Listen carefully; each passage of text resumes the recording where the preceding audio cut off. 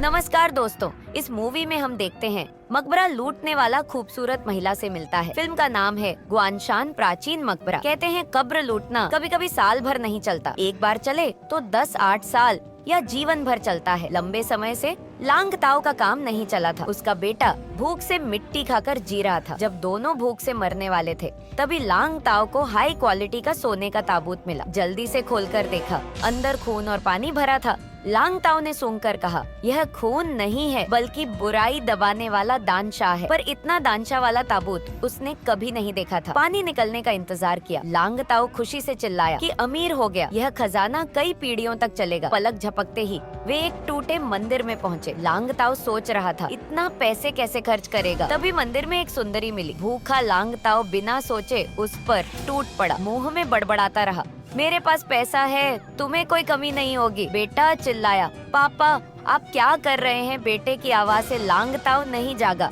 पर सुंदरी की छाती पर लटकन देख होश आया। ध्यान से देखा तो वह अभी भी ताबूत में था। जिसे वो छूना चाहता था वो लाश थी। लांग ताओ डर के मारे बिना देखे भागा। बेटे को भी छोड़ दिया। जब बेटा पीछे आया, लांग ताओ पर भूत सवार हो चुका था। कुछ ही पल में बेटे को यमराज के पास भेज दिया। यही है ग्वानशान प्राचीन मकबरे की कहानी। सब जानते हैं ग्वानशान में बहुत खजाना है, पर जो लूटने जाते हैं वापस नहीं आते। छोटे बाल वाला भी कब्र लूटता था, पर दूसरों की कब्र खोदना गलत काम है। एक बार कब्र लूटकर लौटने के बाद उसकी पत्नी बेटी की हत्या कर दी गई। तब से उसने कब्र लूटना छोड़ दिया और ताला बनाने वाला बन गया। बेटी खोने के बाद 2 शिष्य रखे। वे ताला खोलने में माहिर थे, भेष बदलने में भी कुशल थे, क्योंकि वे टूटे मंदिर में रहते थे। छोटे बालों वाले ने श्रद्धांजलि और धूप तैयार की ताकि अशुद्ध चीजें उन्हें परेशान न करे। उसने दोनों को बारी बारी सतर्क रहने और धूप जलाए रखने को कहा, लेकिन दोनों ने इस बात को इग्नोर किया। फिर जल्द ही अशुद्ध चीजें दिखाई दी। एक सफेद चेहरे वाली चुड़ैल ताबूत पर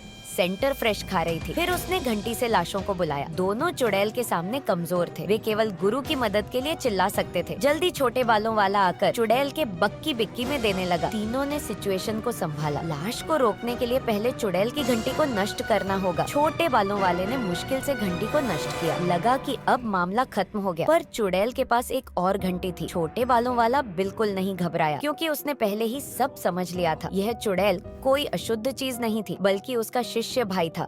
लंबे बालों वाला प्राचीन जादू में माहिर था। वह छोटे बालों वाले से मिलने आया था। उसने मागू जेड तकिए की तस्वीर दिखाई, कहा कि यह गुरु की सबसे प्रिय चीज थी और ग्वानशान की कब्र खोलने की कुंजी। तकिया अब एक दुष्ट लुओ माजी के पास है, उन्हें उसे खजाना पाने से रोकना है। कब्र लूटने की बात सुन दोनों शिष्य खुश हुए, पर छोटे बालों वाले ने मना कर दिया। कहा कि वह अब कब्र नहीं लूटेगा। छोटे बालों वाला असहमत था, पर दोनों शिष्य अनिच्छुक थे। लंबे बालों वाले के निर्देश पर वे चुपके से तकिया चुराने की योजना बनाने लगे। शिष्य ने सैनिक बनकर लुओ माजी से संपर्क किया। उसने पाया कि वह विदेशियों से मिला हुआ है, खजाने के बदले निजी लाभ लेना चाहता है। लुओ माजी ने तकिया कैसे पाया? उसने शर्म के बिना कहा, परी ने मुझ में राजसी गुण देखे, इसलिए मुझे सस्ते में दे दिया। ये सब झूठ लग रहा था। उसने कहा कि मागू परी ने उसे देखा और उसे शादी का सपना देखा। एक रात प्रेम किया और बाद में तकिया उपहार में दिया। दूसरी ओर बड़ा भाई महल में घुस गया था। तकिया चुराने के लिए उसे मृत व्यक्ति पर जंजीर दे दया आई तो उसने भूतनी की मदद से सील तोड़ दी। जल्द ही सैनिकों को उनका पता चल गया। एक रोमांचक खींचतान के बाद तीनों ने सैनिकों से छुटकारा पा लिया। उन्हें राहत की सांस आई। छोटे बालों वाले ने उन्हें खरी खोटी सुनाई और जेड तकिया वापस करने को कहा। वो ने लुओ माजी के विदेशी संबंध बता दिए। कहावत है कि मोटा पानी बाहर नहीं जाता। अगर लुओ माजी खुद कब्र लूटता तो ठीक था, पर खजाना विदेशियों को देना नामंजूर था। उसने